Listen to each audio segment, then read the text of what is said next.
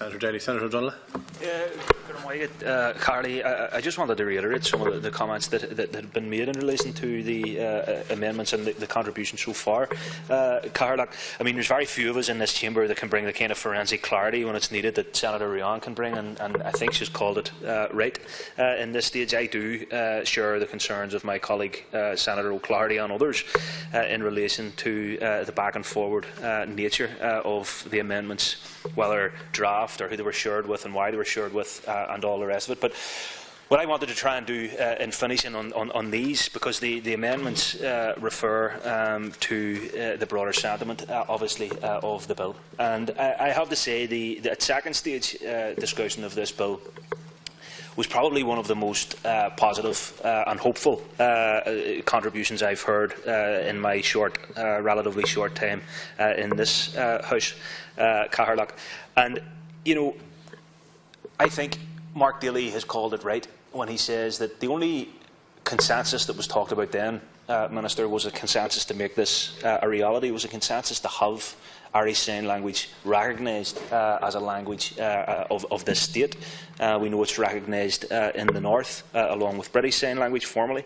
And this is about more simply than the recognition of Irish Sign Language, as important and as fundamental as that is. I actually, while the two aren't comparable in every aspect, I actually know what it's like not to have your language of choice recognised or facilitated by the state apparatus. So there is no merit, in my opinion, there is no worth in simply having recognition for recognition's sake if you are not prepared to put the necessary resources against that recognition that will actually empower, enfranchise, embolden, facilitate, assist people in our society who are deaf. So I think that has to be, because today has been a wee bit, understandably, today has been hot and heavy at times, but I think Senator Daly and others have made the correct point. There are competing views on this, Minister. You have your view, and that's as legitimate as anyone else's.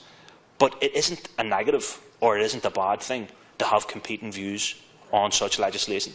And this is entirely the right and appropriate place to do that. So I actually look forward to continuing the discussion. I'm sorry we have to prolong it for the people in the gallery who have been here before, but I think if today has shown anything, it has shown that there is a willingness on the majority in this House to make what you need, what your loved ones need, what your friends and your family and your communities need, a reality. Situation that we in this Senate can't put something as modest but yet as fundamental to the legislation forward. You cannot have or seek to argue sincerely. I mean, it is completely uncredible to go to people and say, we are bringing legislation through this House that is about recognising Irish Sign Language as an official language of the state, but yet we can't ask for it to be resourced. And no one is going into the specifics. Everyone appreciates that there has to be a resource cost put against this legislation. But I think it just absolutely ties the hands of this Senate behind our backs. And I think we do very fundamentally need to look at what we can and can't do. Because there is, you know, I actually, in some ways, I don't mean to be facetious, but I actually can't get my head around this at all. And if, and I do take Senator Daly equally at his word, that the government could have brought this amendment forward, had it standing as a government amendment in this bill to form part of this legislation, and then it wouldn't have seen that same prohibition put upon it because it came from the government side.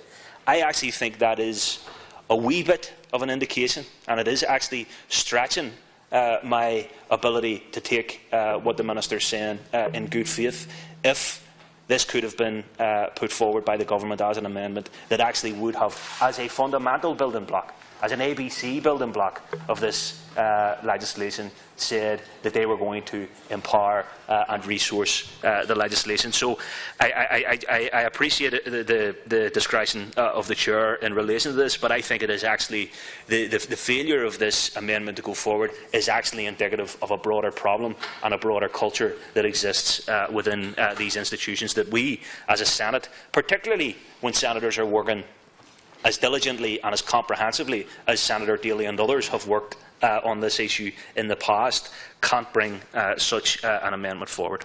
Senator Norris.